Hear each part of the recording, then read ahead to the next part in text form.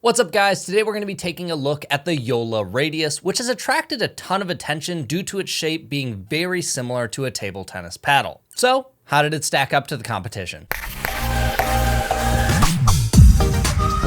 Before we dive in, I just want to say thanks to Just Paddles for sending this over for me to review. If you guys are planning to pick up a new paddle, you can use my affiliate link in the description, which helps support the channel and allows me to keep making reviews just like this. For the specs, the Radius comes in at $179.95 and has a 16mm polymer core with a carbon fiber surface that Joola calls their carbon grip surface, which is similar to what you expect from Electrum or Carbon. Really quick, I do just want to clarify the difference between their CGS and CFS surfaces, since this is a question I see online a lot.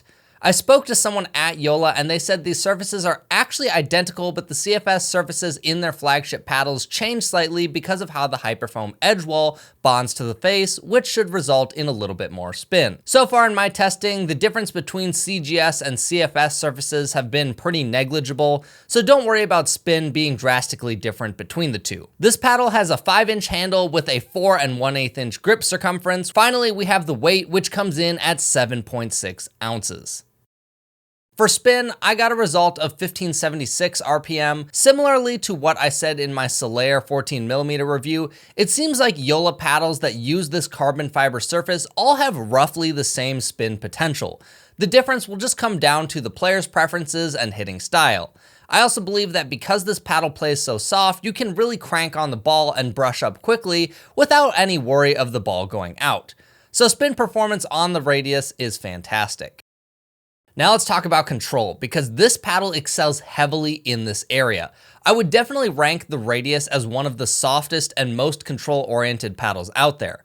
I would place it up there with the Vanguard 2.0 line of paddles, as well as the Gearbox CX14 line. When it came to resets, blocks, and dinks, everything just felt fantastic. Combine that with the light weight of this paddle and it was very easy to move around and be soft when I needed to. I thoroughly enjoyed playing the soft game with the Radius more than I have other paddles recently. Now when it comes to power, that's where the trade-off comes in. Because of this paddle being so soft, you lose a lot of power. I tried playing singles with the Radius and I felt like my drives had almost no pace on them. The usual way that I drive resulted in balls landing mid-court or even short of mid-court. To combat this, I tried adding lead tape to the sides of the paddle just to get a little bit more head weight and stability into the paddle.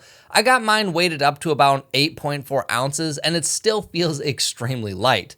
This did give me a little bit more power, but it was still severely lacking compared to a lot of other paddles on the market.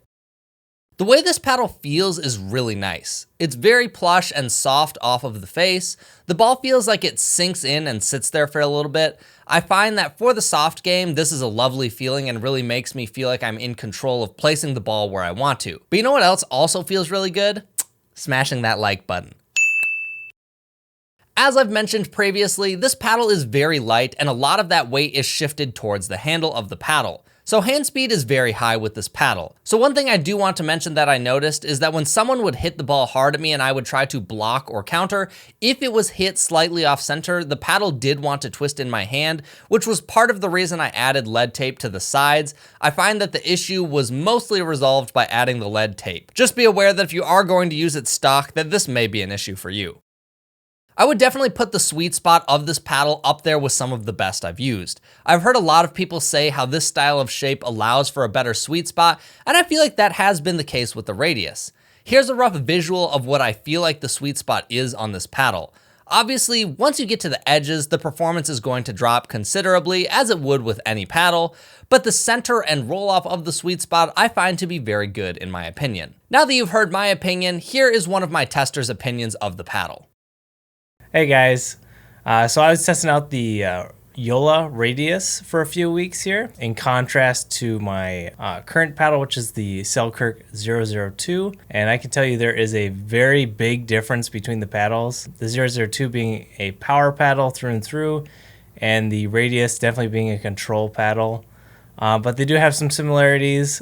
Spin was similar, but the 002 still came out ahead, but it was enough where I could still use it and feel comfortable with my serves and my rolls, some of my drop shots and net drops in the kitchen. The only difference in that area is how much pace the radius takes off the ball when you hit it. It really absorbs the shock.